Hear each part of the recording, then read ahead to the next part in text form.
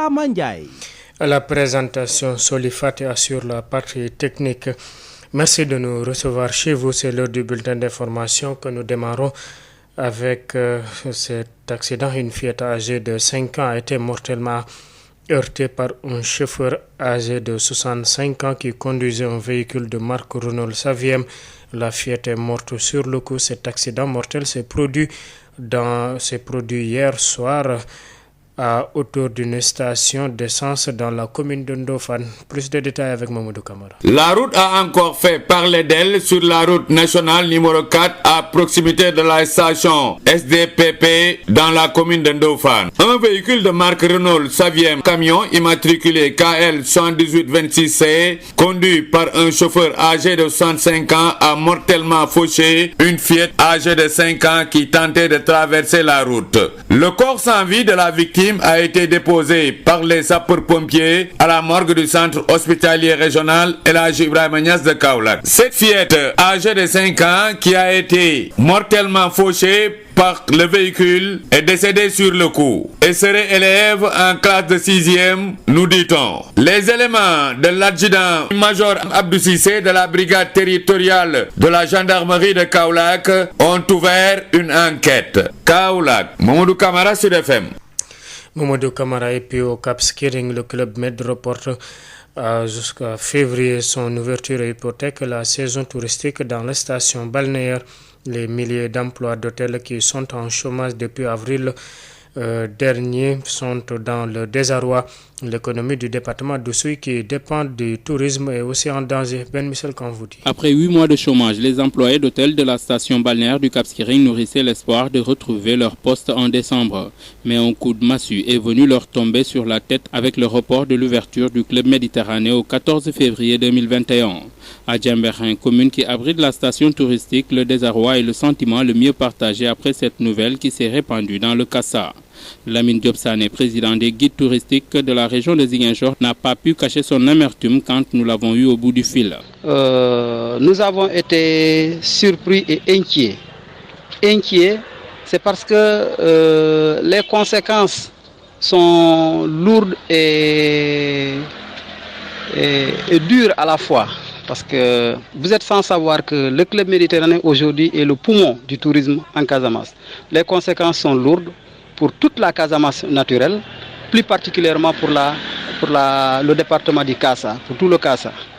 Donc c'est difficile, il y a un désespoir total pour les populations de la Casamance. Au-delà du tourisme, c'est toute l'économie du département d'Oussouye, voire même de la région de Ziguinchor qui est en danger. Le maraîchage, la pêche et l'élevage qui ont connu un essor ces dernières années vont essuyer un grand revers faute de marché pour écouler leurs produits avec la fermeture des hôtels. Le tourisme est une activité transversale. Si le tourisme ne marche pas, les activités annexes vont tous être paralysées. Aujourd'hui, nous avons vraiment tout le poids de cette mauvaise nouvelle sur la tête. Les populations de la basse Casamance ne savent pas sur quel pied danser. Où est-ce qu'il faut quand même peut-être aller pour pouvoir quand même trouver une solution à leurs nombreux problèmes. À Cap Skirring et environ, c'est un lendemain incertain qui attend les populations qui vivent de l'économie du tourisme.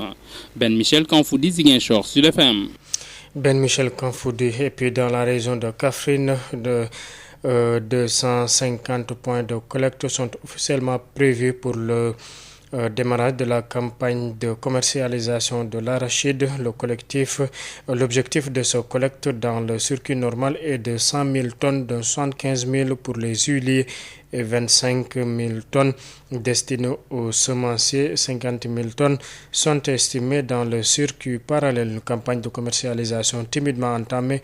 Samba Ndaoutal est le chef de la direction régionale de développement rural de Kaffrine au micro de Mamadou Kamara. La campagne de commercialisation a démarré officiellement. Au premier jour, il faut dire que les opérateurs sont dans l'organisation parce qu'une campagne exigeante en moyens matériels, en ressources humaines, en ressources financières. Donc ils sont dans cette organisation, c'est-à-dire la préparation des ressources humaines, la mobilisation des gérants, la mobilisation des personnes de sécurité, les ressources matérielles. En termes de mise en place d'un point de collecte, il y a des moyens matériels qu'il faut avoir pour pouvoir démarrer. Mais aussi, surtout, le plus important, ce sont les ressources financières. Les opérateurs, ils ont des partenaires. Donc, au démarrage de la campagne, ils travaillent à la mobilisation des ressources financières parce que ce sont des milliards qui sont mobilisés. Rien que pour les semences, ce n'est pas moins de 12 milliards qui sont mobilisés, sans parler maintenant de l'huilerie. Pour cette première semaine, donc, ils sont dans la mobilisation des moyens, mais n'empêche, étant donné que la plupart des opérateurs sont aussi des transporteurs, ils utilisent parfois leurs camions pour démarrer d'une certaine manière, pour pouvoir collecter une certaine quantité qu'ils vont acheminer au niveau des usines. Mais néanmoins, nous attendons vraiment la fin de la semaine pour avoir la situation du démarrage. Nous avons 250 points de collecte officiels. Ici à Kaffrine, nous attendons une collecte de 100 000 tonnes d'arachide dans le circuit officiel. Mais en plus du circuit officiel, il faut reconnaître que le circuit parallèle est très actif. D'après nos estimations, ce n'est pas moins de 50 000 tonnes qui va vers Touba. Parce que Kaffrine est frontalier avec Touba. Touba est très adossé à Kaffrine. Khelcom fait partie du département de Malem Hodar. Darou Minam et tout ça, ce sont des zones de forte production et qui sont très adossées à Touba. Donc c'est une région qui joue un rôle important dans la campagne de commercialisation de l'arachide. Et puis les transporteurs routiers ont décidé de surseoir à leur grève prévue demain, c'est-à-dire le 25 novembre, après une rencontre tenue avec le ministre des Infrastructures, du Transport terrestre et du Désenclavement, Mansour Faye.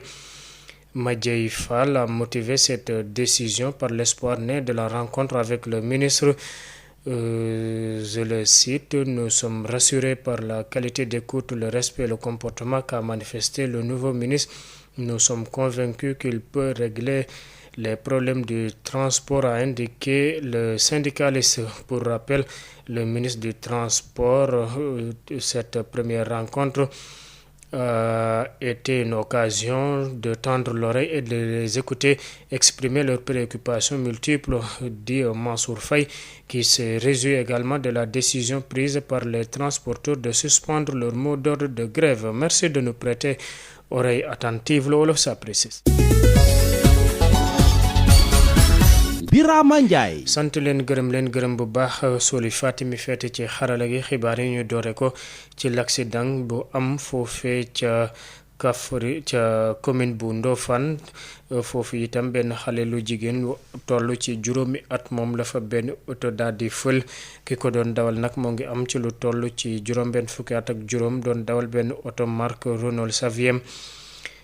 Accident boobee nag moo ngi am niki démb ci guddi ci fi nga xamante ne moom moo wetu station bu nekk ca commune bu Ndofane Mamadou Camara. yoon bi defati na njombe ci route nationale numéro 4 bi ci wetu station essence SDPP bi nekk ci commune Ndofane ndax benn oto marque Renault Saviem boo xam ne bi mun nañ ko gam-gamle camion numéro di KL 7826C ki ko doon dawal di benn chauffeur boo xam ne bi am na juróom benn fukki at ak juróom camion boobu daal moom moo daal di fël benn xale bu jigéen bu war a toll ci juróomi at boo xam ne bi da doon jéem a jéggi tali bi xale boobu daal di faatu ci saasa néewam nag sapeur pompier yóbbu nañ ko ci morgue hôpital régional El Hadji Ibrahima Niass bu Kaolack nee nañu sax xale boobu ren la doog a dugg école ci Ndofane. Adjudant major Abdou Cissé di commandant brigade territoriale bu gendarmerie bu Kaolack ak i élément ñoom ubbi nañ ab l'enquête ci accident boobu nga xam ne xale bi toll ci juróomi at ñàkk na bakkanam foofu ci commune Ndofane. Kaolack Mamadou Camara Sud FM. ca Cap Skirring la ñuy dem foofee club met daal dina taxalaat la nga xamante ne moom mooy ubbiteeg saison touristique bu mu fas yéene amal ba weeru février gële ñu dëgmal loolee tax na itam lépp l'activité ba fa naroon am daal di taga tembe bëri na ay junni liggéey yu nekk foofee ca hôtel ba nag fi mu ne nii lu dalee weeru avril gee ñu génn ba ndege si kenn ci ñoom xëyul ba tax rek mu daal di yokk njàqare ak tiis la fa comme bu nekk ca département bu Oussouye itam foofee la daal di wekku fi mu ne nii itam amut lenn lu ci dox Ben Michel Kanfoudi. gannaaw juróom-ñetti weer yi nga xam ni toog nañ ko ci chômage liggéeykatu hôtel yi nekk ci station balnéaire bu Cap Skirring amoon nañu yaakaar tàmbalewaat ci décembre bi ñuy dugg nii waaye nag seen yaakaar boobu daa mujjee tasar gannaaw bu ñu yégee ni Club Med dafay toxal ubbite saison bi ci 14 février 2021 ci Diembéring commune boobu nga xam ni foofu la station touristique bi nekk njaqare bu rëy moo dugg askan wi gannaaw bu ñu yégee xibaar boobu lee Lamine Diop Sané di njiitu guide touristique yi nekk ci diwaanu Ziguinchor moom itam mënul nëbb jaaxleem buñ ko jotee ci téléphone. affaire bi métti na bu baax a baax. métti na si acteurs yi tourisme yëpp mais métti na également aussi si bépp population bu Casamance rawatina ñu dëkk Basse Casamance fii département Oussouye donc parce que ñun fii tourisme bi mooy suñu yëngatu. waaw fii tourisme daal bu doxulee rek nga xam ni activité yu bëri mënul dox métti na trop si askan yu yeewoo fi Casamance. gannaaw tourisme bi nag économie bu département bu Oussouye wala boog sax économie bu région bu Ziguinchor yëpp moo daal di nekk en danger acteurs yi nga xamante ni ñooy yëngu ci maraîchage ñi nga xamante ni ñooy yëngu ci napp ak ñi nga xamante ni ñooy yëngu ci élevage ñoom ñëpp daañu yëg jafe-jafe yooyu la ndaxte ñoom ci hôtel yi la ñuy écouler seen produit Cap Skirring ak tund yëpp yi nga xamante ni ñoo ko wër askan wi nga xamante ni lu ëpp ci ñoom ci économie tourisme la ñuy dundee nag fu mu nekk nii ñi ngi ci tiitange bu rëy a rëy ki doon jokk ak yéen fii ci diwaanu Ziguinchor Ben Michel Kanfoudi pour Sud FM. et fële ca Kaffrine lañu jëm ci wàllub li nga xamante ne moom moo jëm ci campagne njaayum gerte bi 250 point yañ fa daal di fas yéene taxawal mbébét la nag bokk na ci ñu jaarale ko ci circuit normal 200 téeméeri junniy tonnes lañ fa fas yéene amal juróom-ñaar fukki junni ak juróom yi nag huiliers yi ñoom ñoo ko daal di moome buñ ca noppee 200 junni yi ak juróom yi nag ñu daal di ko jagleel ña nga xamante ne ñoom ñooy daal di saytu lépp lu jëm ci wàllub jiw ji juróom fukki junni yi nag fi mu ne nii lañ ko daal di xayma ci circuit parallèle bi campagne bi nag door na ci door ba nga xamante ne nag xaarewuñ ko Samba Ndaw Tall moo nekk DRDR bu nekk foofee ca Kaolack ñu teewlu ko ci micro Mamadou Camara. campagne de commercialisation bi région de Kaffrine ne semaine bi opérateurs yi dañuy liggéey si li nga xamante ni mooy jumtuwaay campagne dafa laaj ay jumtuwaay yu am doole